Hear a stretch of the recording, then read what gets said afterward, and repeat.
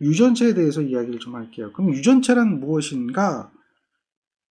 요걸 좀 기억을 하는 건데요. 간단해요. 유전체라고 하는 것은. 이렇게 생각하시면 돼요. 유전체라고 하는 것은 진공 중에 유전율이 있어요. 진공 중에 유전율, 즉 공기의 유전율이죠. 콘덴서를 보면 예를 들면 여기에 콘덴서가 있습니다. 콘덴서가 평행판 콘덴서죠. 평행판 콘덴서면 면적이 S가 있을 거고요. 간격이 D가 있겠죠. 그러면 여기는 뭐가 있어요? 공기가 있어요. 공기가. 요 부분이 공기입니다. 공기. 그래서 공기 콘덴서라고 하는데 이렇게 했을 때 정전 용량 C는 입실론 제로 어떻게 되죠? D분의 S다 라고 하는 걸로 우리는 알고 있죠. 그런데 유전체라고 하는 것은 말이죠. 여기다가 어떤 절연물을 넣는 겁니다. 절연물 같은 거. 유전체라고 하는 것을 넣게 되는 거죠. 유전체라고 하는 거. 요걸 여기다 넣게 되면 정전 용량의 값이 달라집니다. 즉, 요건 이제 절연체가 되는데요. 이러한 절연체를 넣게 되면 정전 용량의 값이 달라져요. 같은 상태가 아니겠죠. 즉 다시 말해서 절연체를 삽입하기 전에 대한 정전 용량이 존재하고 절연체를 삽입한 후에 대한, 이게 이제 삽입하기 이전이라고 하면 C0라고 할까요? 공기니까. 근데 이걸 C라고 하면 이건 삽입 후예요. 이 정전 용량이 달라진다는 이야기죠. 그랬을 때 이 유전체, 절연체라고 하는 것은 이게 삽입 후 정전 용량을 삽입 전 정전 용량으로 나누는 겁니다. 그럼 이것이 만약에 1이 되면 공기가 되는 거예요. 공기. 그런데 얘가 1보다 크게 되는 거예요. 얘가 1보다 크게 돼서 어떠한 값을 갖게 되는데요. 그걸 갖다 뭐라 그러죠? 비유전율이라 그래요. 즉, 요 삽입한 후의 정전 용량이 삽입 전 정전 용량보다 커지게 되는데요. 그렇게 될 때에 당연히 전하를 축적할 수 있는 능력을 키우게 되는 거죠. 이걸 갖다 뭐라고 하냐면 비유전율이라 그래요. 요것을 갖는 것을 바로 뭐라고 하느냐? 유전체라고 한다. 자, 예제를 볼까요? 예제를 보면 콘덴서에 비유전율 주어지고요. 자, 채워져 있을 때 정전 용량을 C라고 합니다. 공기로 채워져 있을 때 정전 용량 C0라고 한다면 이것을 뭐라고 하나요? 라고 했죠. 이게 바로 뭐예요? 비유전율에 관한 이야기가 되겠죠. 비유전율에 관한 이야기다. 그래서 앞에서 정의를 얘기한 거 기억하시면 되겠습니다. 그 다음 이런 문제죠. 다음 물질 중에서 비유전율이 가장 큰 것은 무엇인가? 라고 하면 이렇게 답을 찾아내라는 이야기죠. 보기 중에서 고르는 겁니다. 정리하시고 그 다음 예제를 볼까요? 평행판 콘덴서의 판 사이가 진공으로 되어 있을 때 정전 용량이 C입니다. 그래서 진공일 때가 되고요. 이 콘덴서에 유전체를 삽입했을 때 정전 용량이 C입니다. 자, C0와 C가 있어요. 이 중 틀린 것을 찾아라 라고 하는 겁니다. 그러면 유전체를 삽입하면 정전 용량이 커집니까? 작아집니까? 당연히 정전 용량이 커져야 되겠죠. 그래서 유전체를 삽입한 콘덴서의 정전 용량 C는 진공일 때 정전 용량 C0보다 커진다 라고 하는 것이 맞습니다. 삽입된 유전체 내의 전개는 편간의 진공인 경우에 전개보다 강해진다 라고 하는데요. 전개 세기는 강해지지가 않습니다.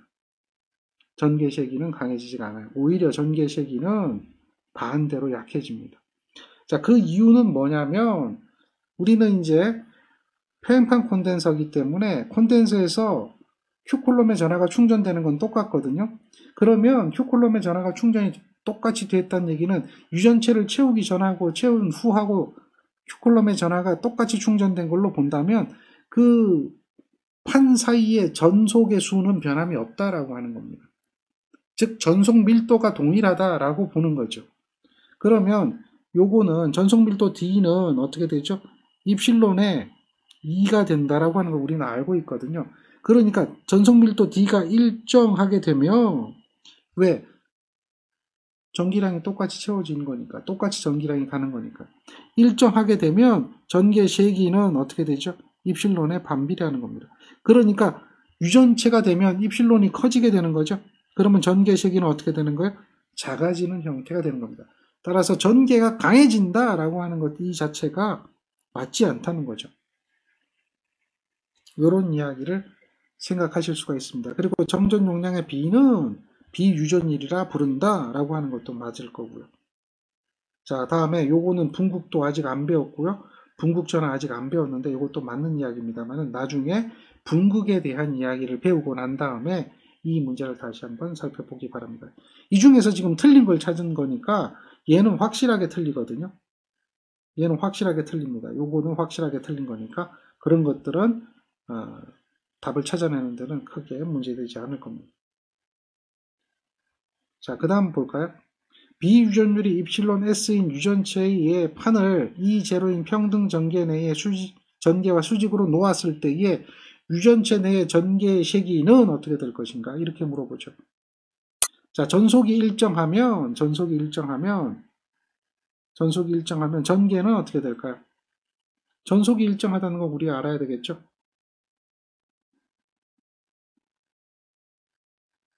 그러면 전개 시기 E는 입실론에 반비례한다라고 하는 거죠. 왜냐하면 요게 전속 D니까요. 전속 밀도 D는 입실론 2가 된다라고 하는 것은 우리가 앞에서 이미 배워서 알고 있는 거죠. 반비례다라고 하는 것 찾아낼 수가 있죠. 정리가 되나요? 반비례입니다. 반비례. 그래서 어떤 관계가 되는가? 반비례 관계가 된다라고 하는 걸 찾아야 되겠죠. 요거는 비례 관계죠. 요건 반비례 관계죠. 따라서 요거는 답이 당연히 반비례다라고 하는 걸 알 수가 있어요. 어렵지 않습니다. 왜? 이걸 식을 찾는데 어렵다 뭐 이렇게 한다면 답이 안 나와요. 왜냐하면 전속이 일정하거든요. D0하고 D가 일정하거든요. 그러면 이거는 뭐예요? 입실론 제로 2 이렇게 되겠죠. 뭐 이거 제로라고 할까요? 이거는 뭐예요? 입실론 2 이런 형태가 될 거 아닙니까? 여기서 우리는 지금 뭘 구하는 거예요? 2를 구하는 거잖아요. 그렇죠? 2를 구하는 거잖아요. 그러면 이거 이렇게 이항해야 될 거 아니에요. 따라서 2는 어떻게 돼요? 입실론 분의 입실론 제로 2 제로가 될 거 아니에요. 근데 입실론이라고 하는 것은 뭐가 될까요? 입실론 S, 입실론 제로가 되겠죠? 입실론 제로가 되니까 여기서 뭐가 돼요? 입실론 제로가 약분돼서 없어지겠죠? 그렇죠? 요거 약분돼서 없어지면 이런 형태가 되는 거죠. 따라서 2를 입실론 S로 나눠주는 형태가 되는 거 이건데 이거는 뭐 굳이 이렇게 안 풀더라도 반비례라고 하는 관계만 알면 얘가 보여야 된다는 거죠. 꼭 이렇게 가는 것은 이제 개념 공부가 아니라 이제 수식 공부가 되는 거고 개념적으로 접근하면 반비례, 그럼 비례 뭐 이렇게 찾아내는 거죠. 그래서 반비례에 대한 이야기 알면 답은 얼마예요? 2번이 된다는 거죠. 정리를 해볼 수가 있습니다. 그 다음 문제를 한번 볼게요. 비유전율이 이런 유리 콘덴서 동일 크기의 입실론 S가 1인 공기 콘덴서가 있다. 유리 콘덴서의 크기와 공기 콘덴서의 크기가 똑같다. 이런 이야기를 하는 거죠. 여기에 유리 콘덴서에 200V의 전압을 가할 때 동일 전압을 축적하기 위한 공기 콘덴서에 필요한 전압은? 이렇게 물어봐요. 자, 동일 크기라고 그랬거든요. 동일 크기. 잘 기억하세요. 동일 크기.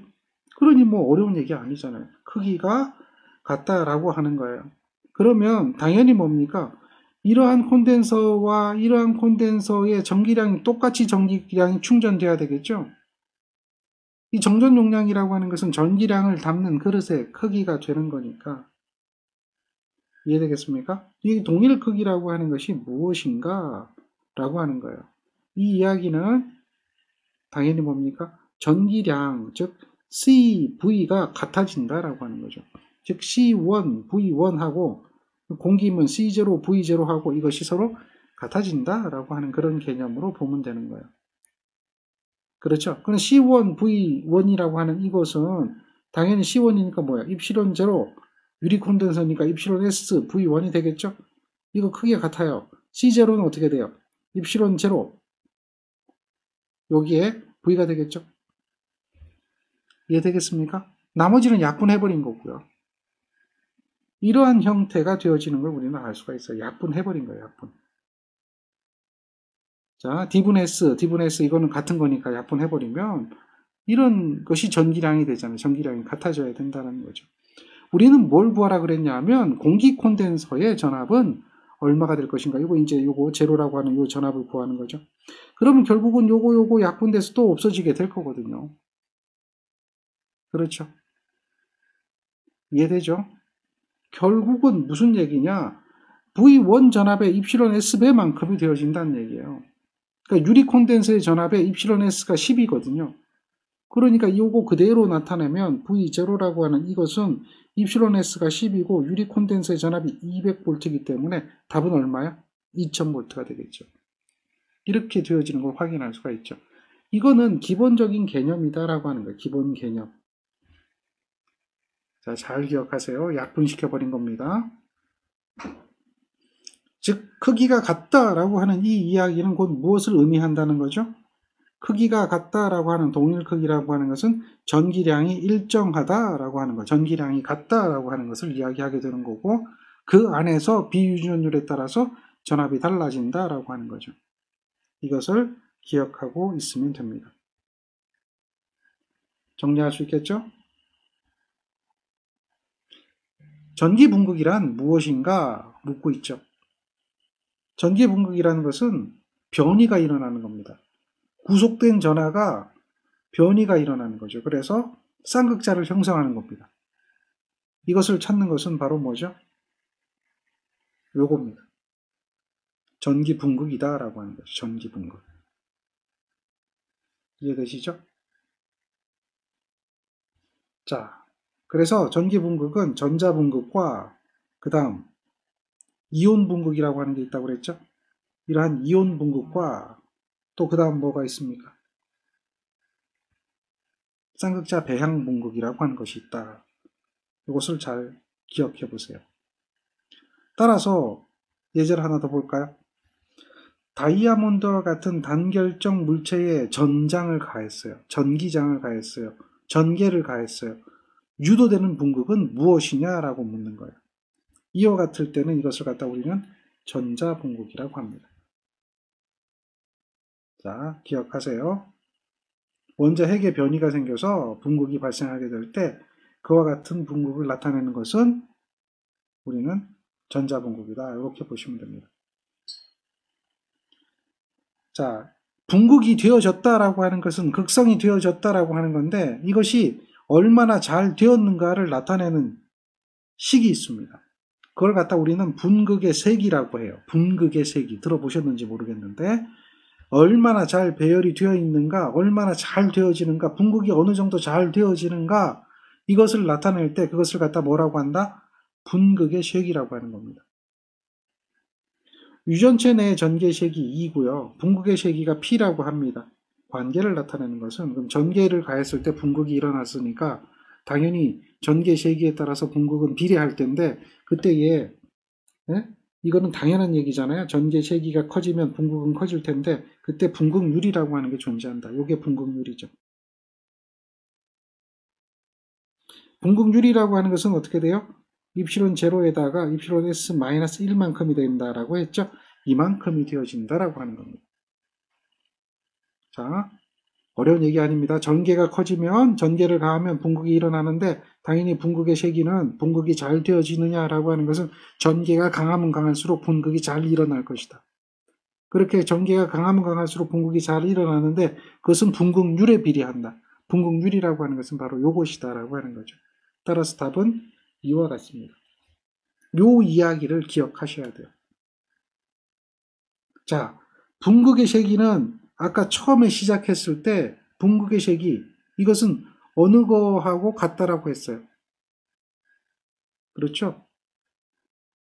쿨롱 퍼 메타 제곱 전속 밀도죠. 전속 밀도.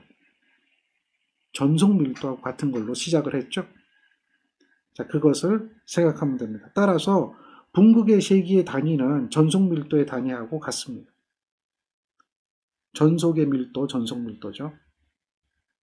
정리가 되겠죠. 따라서 다음과 같은 예제도 한번 풀어볼 수가 있습니다. 분극의 세기의 단위는 무엇일까요? 쿨롱 퍼 메타 제곱이다라고 하는 것을 확인할 수가 있습니다. 정리되나요? 다음 예제입니다. 평등 전개 내의 수직으로 비유전율이 2인 유전체 판을 놓았을 때의 전속 밀도가 이만큼이었습니다. 자, 유전체 내부에서 분극이 일어나는데요. 분극의 세기는 얼마일까요? 라고 물어요. 그러면 분극의 세기의 식을 기억해야 되겠죠? 자, 분극률에다 전개 세기를 곱합니다. 입실론 S에다가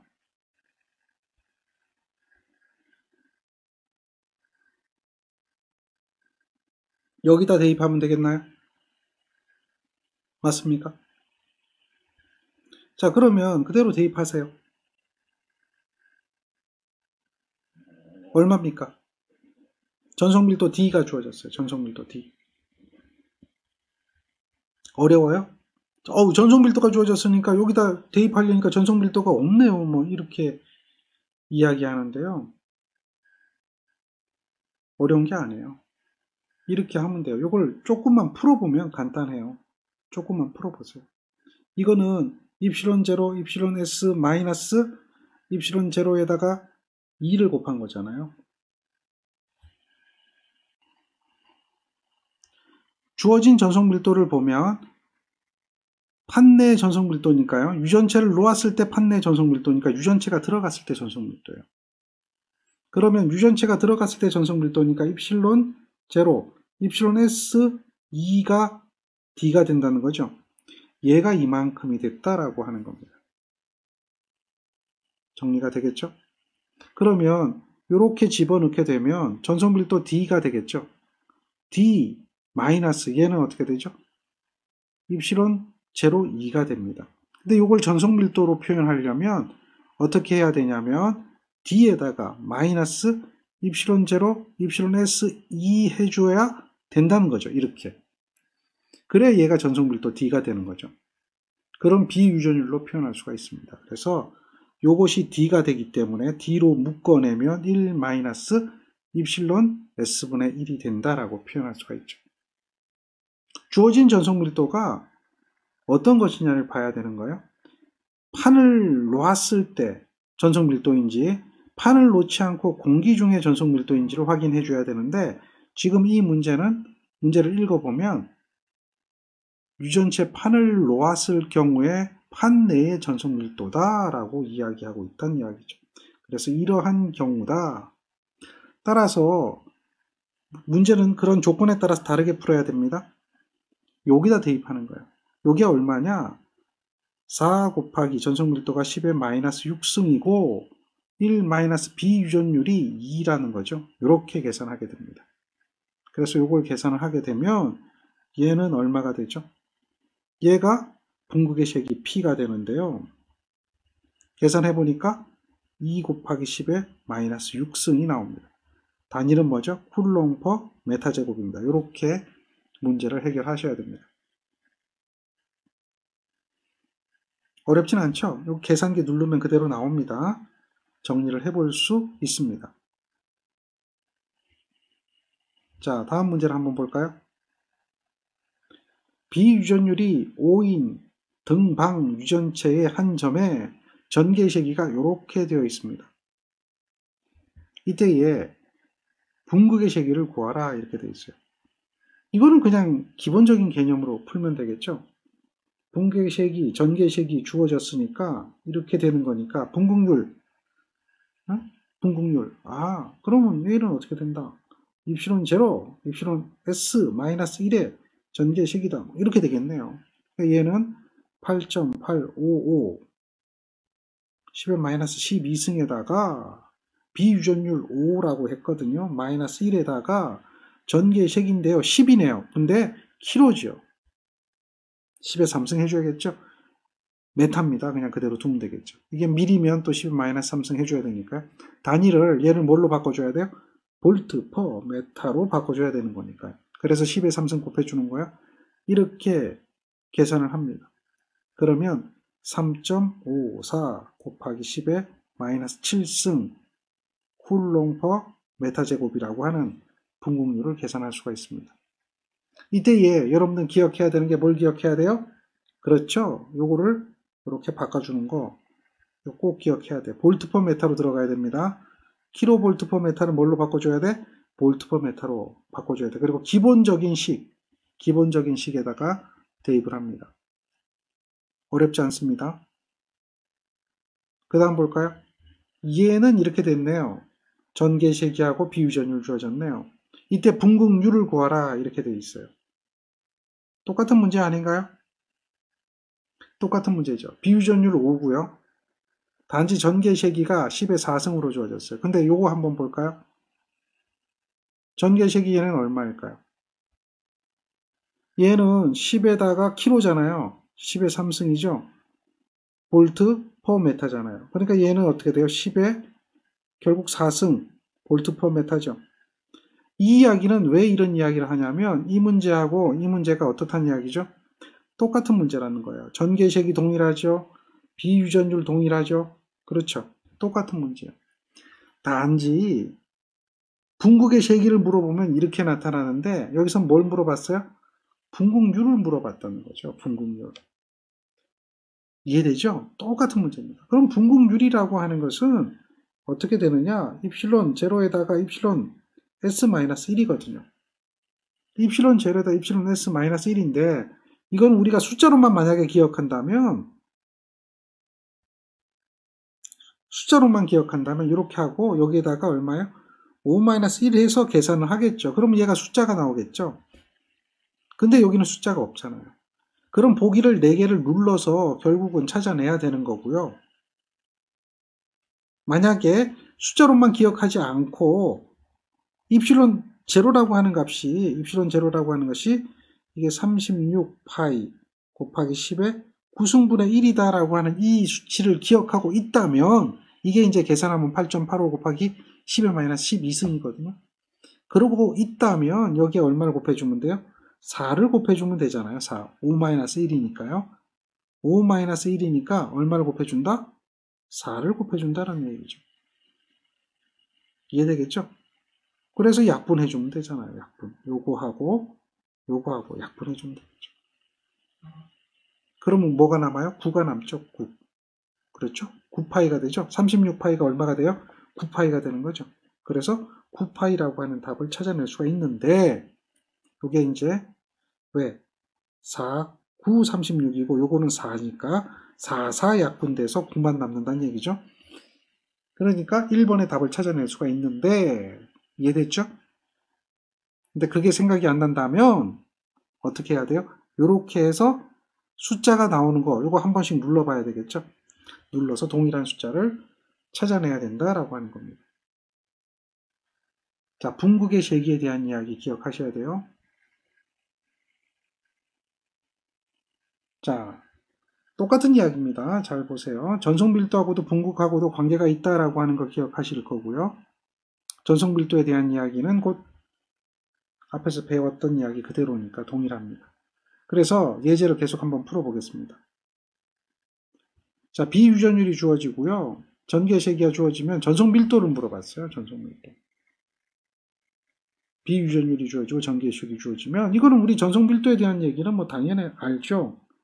입실론 앞에서 배웠던 거니까요. 2가 된다. 즉 입실론 제로, 입실론 S 2가 된다라고 하는 거죠. 그대로 계산하시면 됩니다. 그대로 계산하시면 돼요. 그럼 얘는 얼마입니까? 8.855 곱하기 10에 마이너스 12승. 비유전율이 얼마예요? 4. 다음에 전개시기가 얼마죠? 20인데요. 킬로입니다. 그러니까 얼마예요? 10의 3승. 다음에 메타죠? 그대로 두네요. 여기 10의 3승을 해준 이유는 뭐죠? 킬로이기 때문에 그래요. 볼트로 바꿔줘야 되니까. 근데 얘가 뭐예요? 마이크로 쿨롱이라고 얘기하고 있죠? 10의 마이너스 6승으로 표시해야 되는 거죠. 그래서 이거 계산기 누르면 0.708 곱하기 10의 마이너스 6승 쿨롱 퍼 메타 제곱 이렇게 찾아내는데 요거 마이너스 6승으로 나타내려면 계산기 뭘 이용하라 그랬어요? 여기서 이렇게 되는 거 ENG라고 하는 요 기능키를 이용해서 요 마이너스 6승 단위로 표시하면 되겠죠. 그래서 전속밀도에 대한 이야기를 찾아낼 수가 있습니다.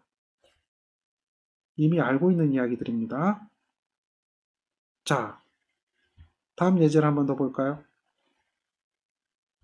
예제를 보면 표면 전하밀도가 주어졌는데 당연히 전하밀도니까 전하밀도예요. 전하밀도. 전속밀도죠. 전하밀도가 전속밀도죠.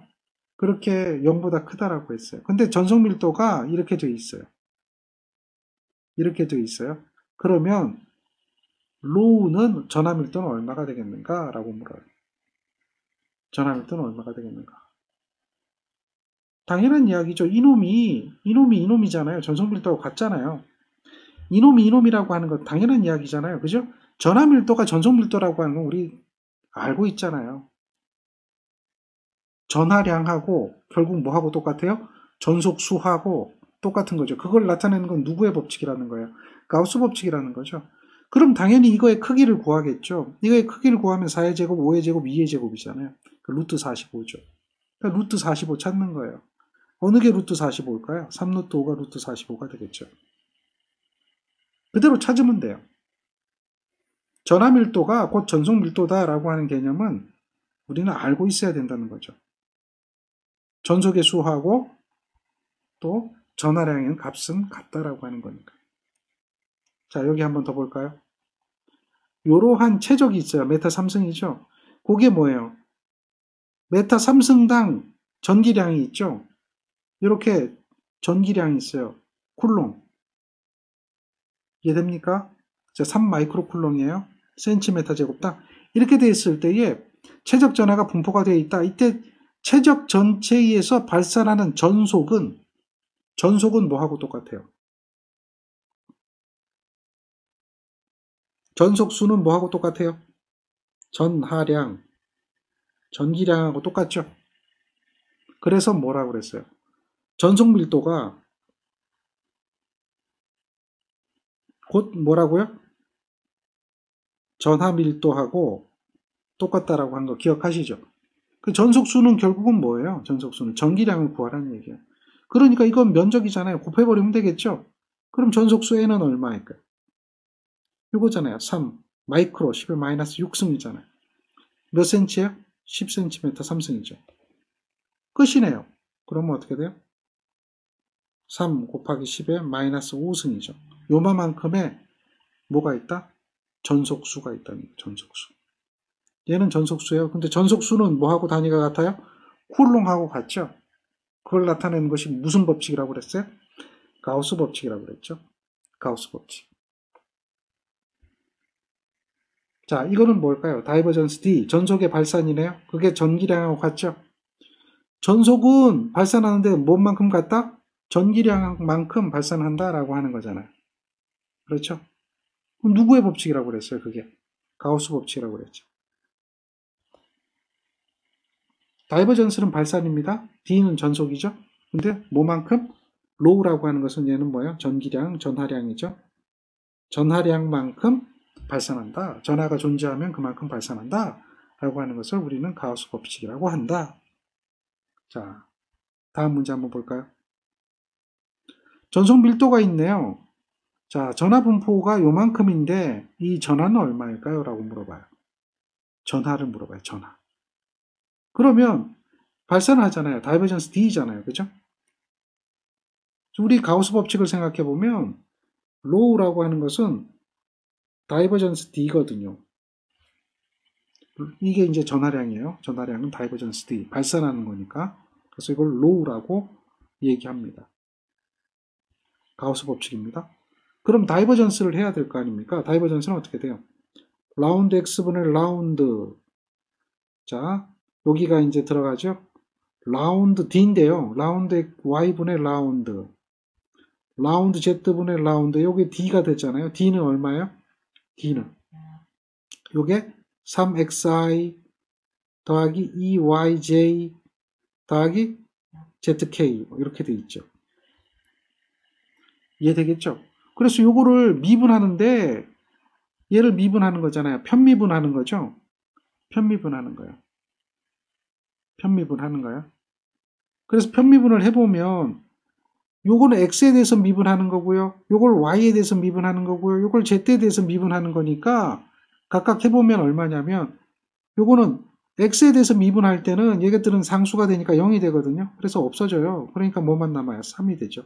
y에 대해서 미분할 땐 요건 상수가 돼서 0이 돼서 없어지니까 요거는 2만 남아요. z에 대해서 미분할 땐 상수가 돼서 0이 되니까 이건 뭐만 남아요? 1만 남죠. 그래서 계산해보면 얘는 얼마입니까? 6이 되는 거죠.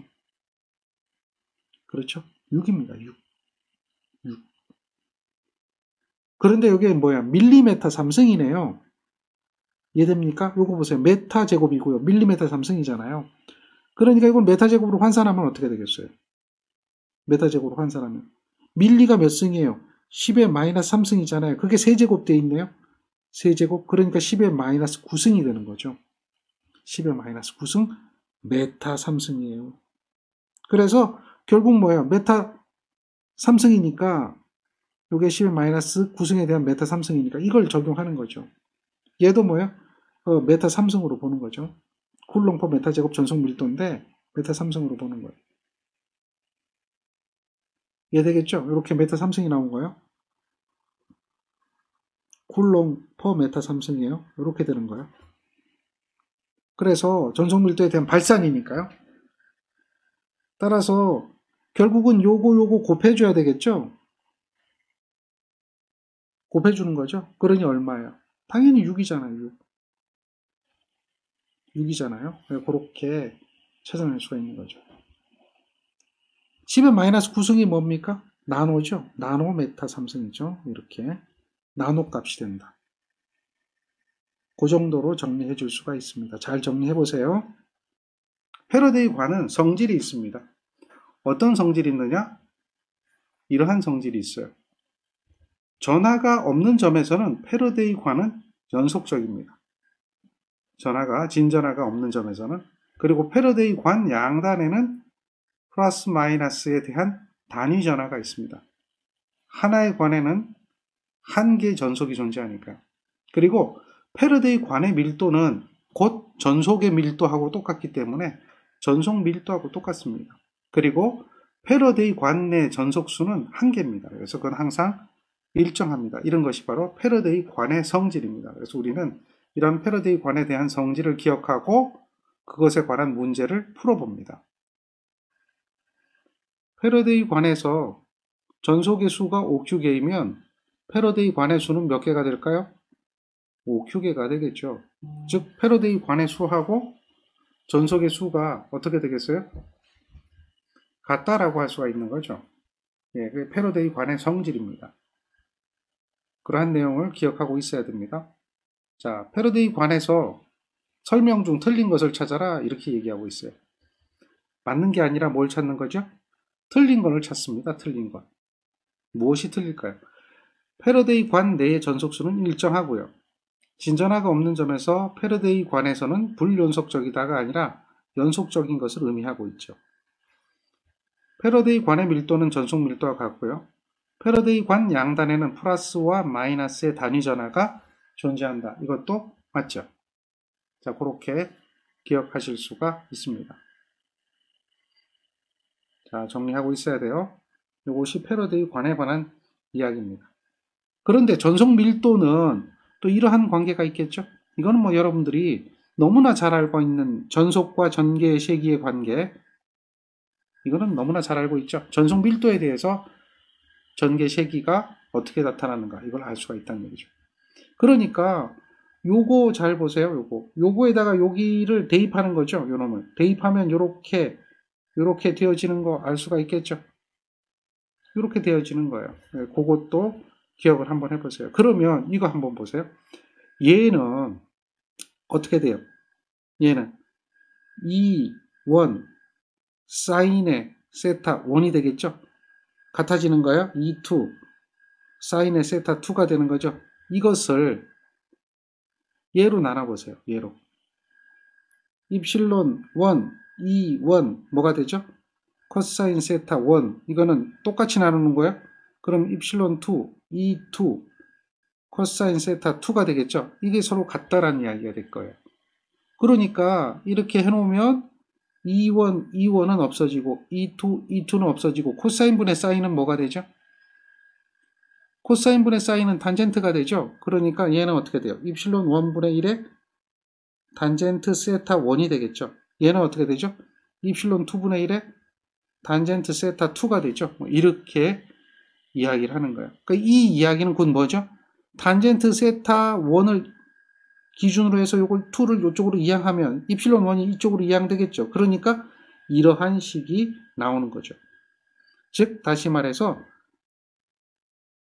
탄젠트 세타 1 나누기 탄젠트 세타 2를 한 것은 곧 뭐가 되는 거예요?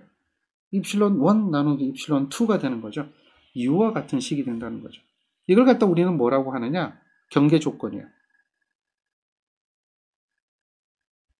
굴절의 법칙, 경계 조건입니다. 경계 조건이 이렇게 나타난다. 그래서 이 경계 조건에 대해서 답을 할 수가 있어야 돼요. 경계 조건에 대해서 답을 잘 할 수 있도록 문제를 풀어야 됩니다. 한번 문제 볼까요? 자, 이러한 예제를 한번 봅시다. 지금 이렇게 유전율이 달라요. 여기 보면 유전율이 1이 여기네요. 세타 1이 여기네요. 그래서 방향이 우리가 공부했던 거하고 방향이 반대로 가고 있죠? 뭐 관계없습니다. 똑같습니다. 1, 2에 대한 방향만 다른 거죠. 뒤집어져 있다라고 보면 돼요. 이때에 옳은 것은 이렇게 얘기했잖아요. 전개가 있고 전속이 있죠. 자, 전속은 수직 성분이 일정하다 그랬죠. 전개는 수평 성분이 일정하다 그랬죠. 그러니까 전속은 이렇게 가는 거예요. 이렇게 가는 수직 성분이죠. D1 코사인 세타 1 이퀄 D2 코사인 세타 2가 되는 거죠. 전개는 어떻게 돼요? 이렇게 가는 거죠. 요 성분이 되겠죠. 이렇게 되는데 이건 뭐죠? E1 사인의 세타 1 이퀄 E2 사인의 세타 2가 되는 거죠. 옳은 걸 찾아보면 어느 것이 될까요? 2번이 되죠. 요것이 맞는 이야기죠. 그런 것들을 우리는 확인을 할 수가 있습니다. 그 다음 거 볼까요? 잘 보세요. 유전율이 각각 이렇게 되어 있어요.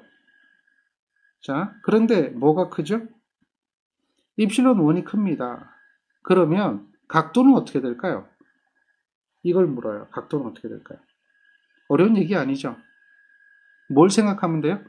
경계 조건 이걸 생각하면 되겠죠. 이것이 크면 이 각도가 어떻게 될까요? 이것이 크면 이 각도가 어떻게 될까요? 그렇죠. 입실론 1이 크니까 당연히 뭐가 커야 되겠어요? 어려운 얘기 아닙니다. 그대로 할 수가 있죠. 예, 여러분들 생각하는 거 그대로 한번 해보세요. 당연히 이렇게 되겠죠. 그렇죠. 경계 조건이니까. 그럼 유전율이 크다. 그러면 뭐예요? 각도가 크다. 이렇게 되겠죠. 각도가 커진단 말이에요. 유전율이 큰 쪽이 각도가 커진다는 얘기죠.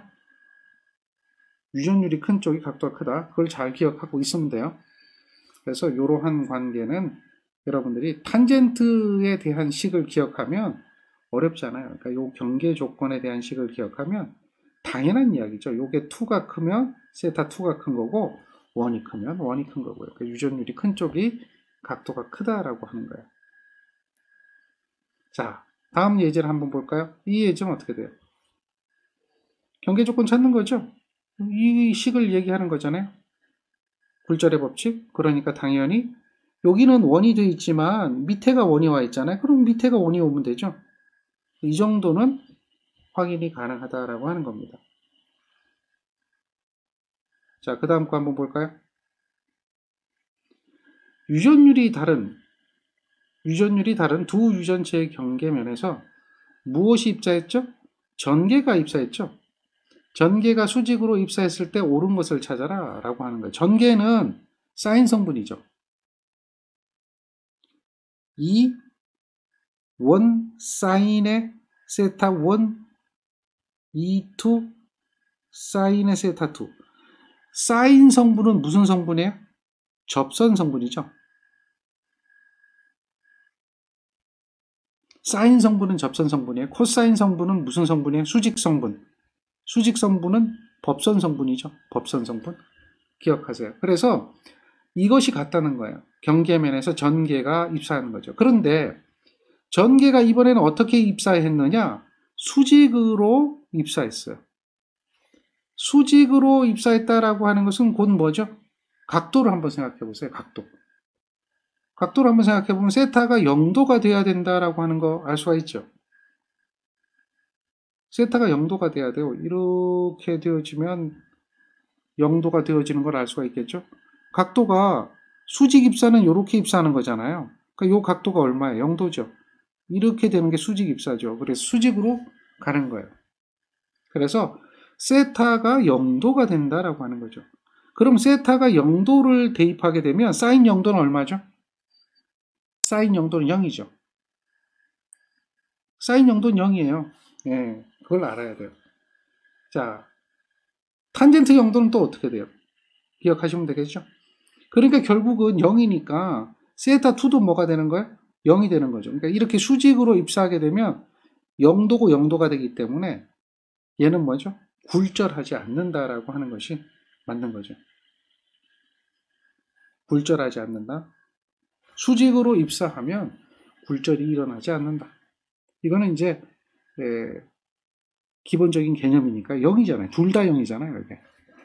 여기도 0도 집어넣으면 둘 다 0이잖아요. 왜? 이게 0도일 때 그럼 여기가 왜 0이 되나요? 이렇게 얘기할 수 있는데 그거는 뭐죠? 굴절의 법칙에서 이야기를 하는 거예요.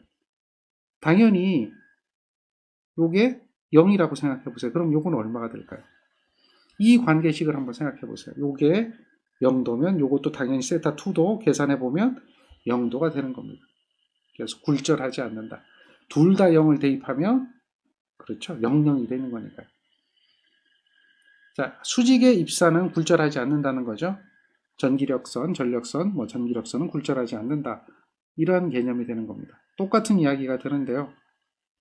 이 문제를 보면 세타1이 0도거든요. 세타1이 0도가 됐다는 얘기는 얘는 뭘 얘기하는 거죠? 수직 입사죠. 수직으로 들어왔다라고 하는 거죠. 그래서 굴절하지 않습니다. 근데 문제에서 옳게 표현된 것이 아니라 표현이 잘못된 것은 하고 물어요. 표현이 잘못된 것은 하고 물어요.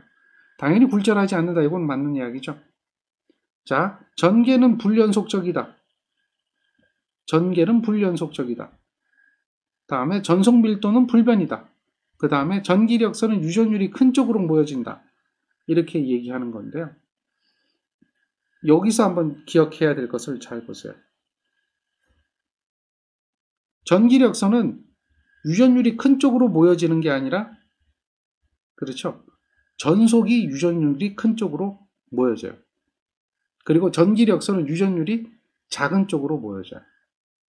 요거에 의해서 기억하는 겁니다. 역시 경계 조건에 의해 가지고 그 이야기를 기억해야 돼요. 그래서 전기력선은 유전율이 큰 쪽으로 모여진다가 아니라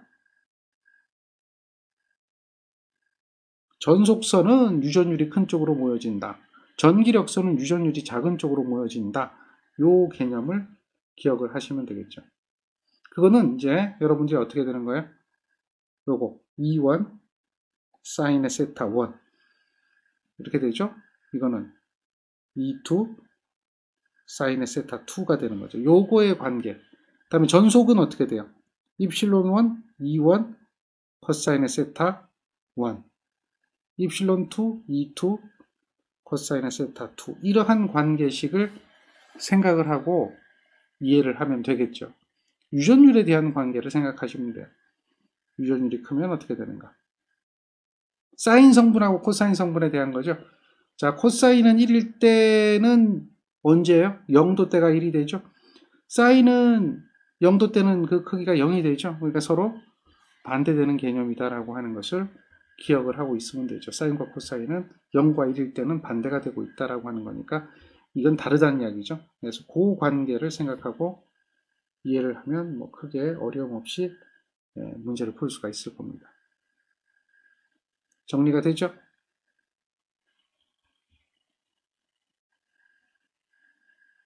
유전율이 다른 두 유전체가 서로 경계면에 접해 있다.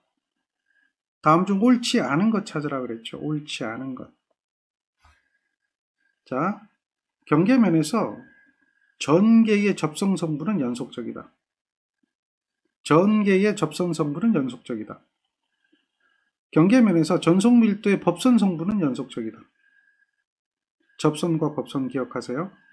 그 다음에 경계면에서 전개와 전속은 굴절한다. 경계면에서 전개와 전속은 불변이다. 자, 굴절하죠? 기억하죠? 그러니까 이거는 답이 얘가 아니죠. 불변이다는 아니죠. 그래서 굴절하게 되어 있습니다. 자, 경계면에서 전개의 접선 성분, 요거는 뭐라고 그랬어요? E1 사인의 세타 1, E2 사인의 세타 2. 자, 이 법선 성분이라고 하죠. 전속이죠. D1 코사인의 세타 1, D2 코사인의 세타 2. 이렇게 기억할 수가 있습니다. 그래서 굴절에 대한 이야기는 이와 같은 식이 되는 겁니다. 굴절의 법칙. 자, 요 문제는요, 계산을 하는 문제입니다. 전개 2원이 있고요. 각도가 30입니다. 세타 2 다음에 전개 E2 이렇게 물어보는데 두 가지를 물어요. 비유전율이 3입니다. 자, 세타 1이 30도인데 세타 2가 얼마냐 이걸 묻는 거죠. 그런데 비유전율이 얼마라고요? 3이라고 했죠. 그럼 여기는 공기중이잖아요. 공기중은, 진공중은 비유전율이 얼마죠? 1이죠. 공기중이니까. 공기중은 뭐만 있어요? 입실온 제로만 있잖아요. 비유전율이 있는 기름이라고 하면 입실온 제로에다 입실온 S가 있잖아요. 그러니까 얘는 3이 주어진 거죠. 공기는 1이 되는 거죠. 그러면 우리는 경계 조건을 생각해 보는 거예요. 입실론 1하고 입실론 2에 대한 값은 얘는 1이고 3이 되는데 얘는 얼마죠? 탄젠트 첫 번째 각도가 30도입니다. 그러면 탄젠트 두 번째 각도는 얼마일까요? 라고 하는 거죠. 이해되겠죠? 두 번째 각도를 구하는 거잖아. 그럼 어떻게 돼요? 3 탄젠트 30도가 되죠. 탄젠트 세타 2는 3 탄젠트 30도가 된다라고 이야기를 해볼 수가 있는 거죠. 그러니까 세타 2를 구하는 거잖아요. 그러므로 세타 2를 구하면 아크 탄젠트가 되겠죠. 3 탄젠트 30도가 되겠죠. 요걸 계산하시면 되잖아요. 그래서 세타 2를 구하면 얘는 얼마죠? 60도가 나오는 겁니다. 60도만 찾으면 이제 되는데 요거 두 개 답은 아니네요. 요 둘 중에 하나가 답이네요. 그러면 이번에는 뭘 구해야 되느냐? 기름에 대한 E2를 구해야 되겠네요. E2를 구하려면 경계 조건에서 E1 사인 세타 1 이퀄 E2 사인 세타 2였다라고 하는 것을 기억하시면 이 식에서 E2라고 하는 것은 어떻게 되죠? 넘어가야겠죠. 즉 E1 사인의 세타 1을 사인의 세타 2로 나눠줘야 되겠죠. 그러니 E1이 얼마죠? 10이고 사인의 세타 1은 얼마입니까? 각도가 30도라고 주어졌죠? 사인의 30도가 되고 지금 세타 2는 60도가 나왔죠? 사인의 60도가 됩니다. 세타 2 여기서 60도 구했기 때문에 그래서 요걸 계산하는 거죠. 요걸 계산하면 얼마일까요? 사인 30도는 요거는 얼마예요? 2분의 1이고 이건 2분의 루트 3이죠. 그러니까 얘는 계산하면 어떻게 돼요? 그렇죠? 요게 10을 뭘로 나눠준 것 같아요? 10을 루트 3으로 나눠준 것 같죠? 네, 루트 3으로 나눠준 것 같죠. 2분의 1, 2분의 루트 3이니까요. 근데 이 10은 요거죠? 요거. 그럼 6승이냐 3승이냐 이렇게 물어봐요. 둘 다 똑같은데 승수는 안 나왔어가 아니라 승수가 여기 나와 있죠. 키로니까 10에 3승 곱하고 센치니까 10에 마이너스 2승 곱해야 되겠죠. 분의 1이죠. 퍼니까요. 그럼 얘는 몇 승이 돼요? 10에 5승이 되죠. 그렇죠? 그러니까 여기 10이 또 있죠. 그러니 뭐가 되는 거예요? 10에 6승이 되는 거죠. 네. 그래서 이런 형태의 답이 되어지는 거죠.